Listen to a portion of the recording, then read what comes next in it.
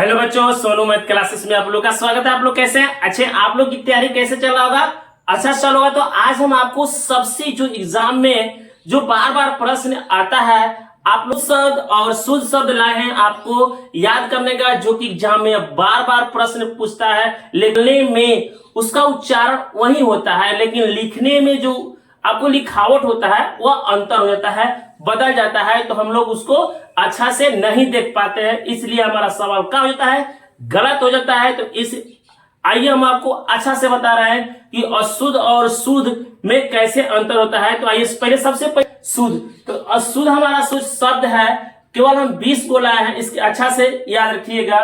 कह रहा है कि पूज्य, देखिए यहाँ पर पूज्य है, तो पूज्य हमारा क्या है, छोटा सा पू है, हमारा क्या है, अशुद्ध है। इसको हम शुद्ध करने के लिए पूज्य बड़ा सा पू लिए हैं, समझ में गया। उसी तरह से प्रभु, प्रभु इसमें हमारा क्या है, भू बड़ा है और हमारा इसमें क्या है, छोटा है। ये हमारा शुद्ध हो गया। प्रभु का प्राण, जो प्राण है हमारा है अशुद्ध है, इसको शुद्ध करने के लिए प्राण, प्राण है।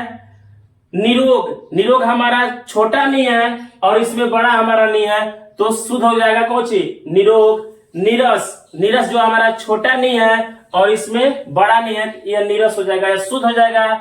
हिंदू, हिंदू हमारा है, देखिए छोटा में है लेकिन यहाँ पर क्या होगा, बड़ा में दू। ये हमारा है दांती सौ, लेकिन तालाबी सौ से शोभा होता है, ये हमारा शुद्ध हो गया। सिंदूर, जो सिंदूर है ये छोटा दू है, लेकिन इसमें सिंदूर जो है बड़ा दू है, इसलिए कौन सी है, शुद्ध है। आप लोग स्वप्न, स्वप्न हमारा देखिए इसमें गलत है, जो आधा प नहीं है, देखिए इसमें पूरा आधा प है, स्वप्न हो गया। श्रीमती, जो श्रीमती है इसमें जो ती है वह छोटा है, लेकिन श्रीमती इसमें क्या है, बड़ा है, श्रीमती हो गया। अब हमारा हो गया, देखिए फिर अशुद्ध और शुद्ध हो गया। जो विद्वान है, विद्वान देखने में सही है, लेकिन यहाँ पर एक हलंत होगा, क्या होगा, हलंत होगा, तो यह हमारा विद्वान सही होगा। रुपया, जो रुपया है देखिए इसमें है बड़ा सा और इसमें छोटा सा छोटा सा है, देखिए रुपया। मूल्य, जो कि मूल्य हमारा जो मुंह है वो छोटा है, लेकिन मूल्य हमारा इसमें बड़ा मुंह है ना। भगवान, भगवान हमारा देखने में सही है, लेकिन यहाँ पर हलांत होगा, क्या होगा, हलांत होगा। जब हलांत होगा तब हमारा सही होगा भगवान। बुढ़ा, देखिए बुढ़ा हमारा, जो बुढ़ा है हमारा छोटा बू है, लेकिन इसमें बुढ़ा है जो बड़ा बू है, इसलिए हमारा कौन सी शुद्ध हो जाएगा। ठंडा, ठंडा हमारा कौन, विराट, विराट देखिए इसमें बी है, लेकिन यहाँ पर विराट हो जाएगा, यहाँ पर हलांत हो जाएगा। ठंडा, ठंडा में न है, लेकिन ठंडा ऐसा लिखा जाता है, ऊपर बिंदु और ठंड, और जो कि पंचम अक्षर होगा यहाँ पर ड, ठंडा। चांद, जो चांद है लेकिन बिंदु है, लेकिन यहाँ पर चंद्र बिंदु है, इसलिए हमारा चंद्र बिंदु चांद का है, शुद्ध है। परीक्षा, जो परीक्षा ये हमारा छोटा रही है और इसमें बड़ा रही है, इसलिए परीक्षा क्या हो गया, शुद्ध हो गया। कुआं, कुआं में देखिए बिंदु है, लेकिन कू पर है चंद्र बिंदु, लेकिन यहाँ पर आ में है, लेकिन यहाँ पर आ में। तो आपको शुद्ध अशुद्ध शब्द आपको कैसा लगा, अच्छा लगा होगा, तो आप अच्छे से इसको याद रखिएगा और आप लोग अपने कॉपी पर अच्छा से इसको उतार लीजिएगा और आपको समझ में आ जाएगा।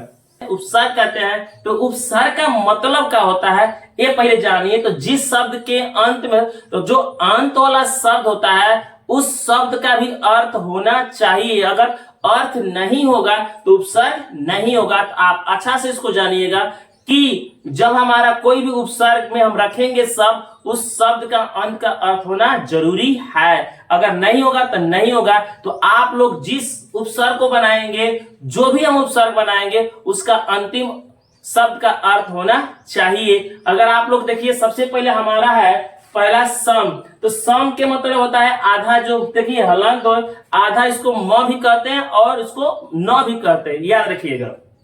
तो सम हो गया संगम, संतोष, संवाद, सहयोग, संपूर्ण। आपको जिस शब्द में देखिए पूर्ण है, गम है, तोष है, वाद है, योग है, पूर्ण, इसमें अर्थ निकल रहा है।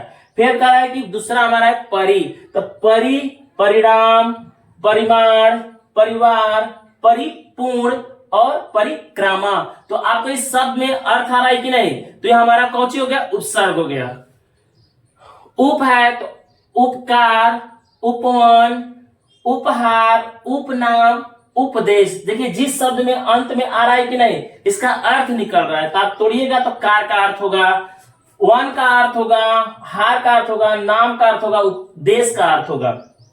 अभी का हम उपसर्ग बनाएंगे तो अभिमान, अभिभावक, अभियास, अभिनव, अभिप्राय। कम का होगा, कम का उपसर्ग कमजोर, कम उम्र, कम अक्ल, कम सीन, कम खर्च। हमारा एक शब्द है बे। अब इसे हम जो शब्द बनाएंगे आपको सोचना होगा कि हम इसे जो अंतिम शब्द होगा उसको हम अच्छा से अर्थ निकले। तो बे है तो देखिए बेचैन हो गया, चैन हो गया, बेरहम, रहम हो गया, बेवफा, वाफा हो गया, बेदाग और बेकसूर। सर का है सरपंच, सरदार, सरकार, सरताज, सरहद। यह हमारा उपसर्ग हो गया। ला का लाचार, देखिए चार है, लापता, लाजवाब, लवारिस और लापरवाह। नी है नौवा, नी का नियम, निदान, निवास, निमंत्रण, निमग्न। अब हमारा अंतिम है प्रति, प्रतिदिन, प्रतिक्षण, प्रतिकूल, प्रत्येक, प्रतिध्वनि। तो ये हमारा आपका उपसर्ग जो है सबसे इंपॉर्टेंट है, जो एग्जाम में बार बार यह प्रश्न आता रहता है। तो आपको अच्छे से इसको याद रखिएगा। आपको आइए हम आपको समास का संक्षिप्त में आपको बताने जा रहे हैं। आप लोग अच्छे से इसको याद रखिएगा। आप संक्षिप्त रूप में याद रखिएगा तो आपका समास अच्छा से याद होगा। तो समास सबसे पहले हम क्या होता है, जब दो या दो से अधिक शब्द अपने कारक चिन्ह को छोड़कर एक हो जाता है उसे हम क्या कहते हैं? समास कहते हैं। समास का हमारा चार भेद होता है, लेकिन हमारा चार भेद नहीं, इसमें हम 6 लिखे हैं, लेकिन हमारा उसमें तत्पुरुष का भी भेद होता है, लेकिन हम उपभेद होता है। तो आप लोग अच्छे से उसको याद रखिएगा। तो हम दिए हैं एक छोटा सा एक संक्षेप में आपका समास लेकर आए जो कि एग्जाम में बार बार आता है। तो आप लोग पहला समास हमारा है अव्ययी भाव समास। अव्ययी भाव समास क्या कहता है पहले इसके बारे में जानिए। तो अव्ययी भाव समास कहता है जिस समास का पहला प्रथम पद का हो प्रधान हो। बस इतने रखिएगा। आप संक्षिप्त में बता रहे हैं तो आपको संक्षिप्त में याद रखें। पहला जन्म, रात भर, पे बेरहम, भर पेट, बेखबर। आपका पहला पद है जो आ है, रात है, बे है, भर है, बे है। तो आपको पहला पद आपका क्या है? प्रधान है। तो आप लोग एक तत्पुरुष समास में जानिएगा कि तत्पुरुष समास क्या है। जिस समास पद में बाद वाला पद का हो प्रधान हो उसी का कहते हैं तत्पुरुष समास कहते हैं। तो राजपुत्र, कौन? बाद वाला पद हमारा पुत्र है, जो राजा का पुत्र होता है। गगनचुंबी, जो गगन को चुमने तक गगनचुंबी हो गया। राखर्च, धनहीन और शरणागत। तो ये आपका तत्पुरुष समास हो गया। द्विगु समास कहता है कि जिस समास में हम संख्या को लिखेंगे होगा कि 9 ग्रह का। देखिए इसमें 9 ग्रह है, 9 है तो मतलब 9 है, 9 है। चौराहा मतलब 4 है। फिर त्रिवेणी मतलब 3 है। त्रिभुवन 3 भी है। और सत्सई माने 7 हमारा कौन सा समास होगा? द्विगु समास, जो कि इसमें संख्या आ रहा है। आपको क्या करना पड़ेगा? आपको क्या याद करना पड़ेगा? संख्या है। तो संख्या होगा तो कौन सा समास हो गया? द्विगु समास। अब कराए कि नग्न समास। जिस करना होगा जिस समास में केवल अन आएगा वो कौन सा समास होगा? न को सभी शब्द में जो दिए हैं नग्न समास का उदाहरण आपको सभी में अन होगा। देखिए अनदेखा, अनहोनी, अनसंभव, अनपढ़, अधर्म, जो आपको याद करने में आसानी होगी, कोई दिक्कत नहीं है। लेकिन बहुवीरी समास आपको जिसमें दोनों पद मिलकर किसी अन्य तीसरा का निर्माण करता है तो हमारा बहुवीरी समास होता है। बहुवीरी समास होता है, लेकिन उसे आपको नहीं याद करना पड़ेगा। लेकिन एक आपको संक्षेप बताएंगे कि आप केवल भगवान का नाम याद रखिएगा तो आपको बहुवीरी समास होगा। जहां देखिएगा भगवान का नाम वहां आपको बहुवीरी समास आएगा। तो चलिए कह रहा है कि बहुवीरी समास कर रहा है। नीलकंठ जो शिव है उनका नाम आ गया।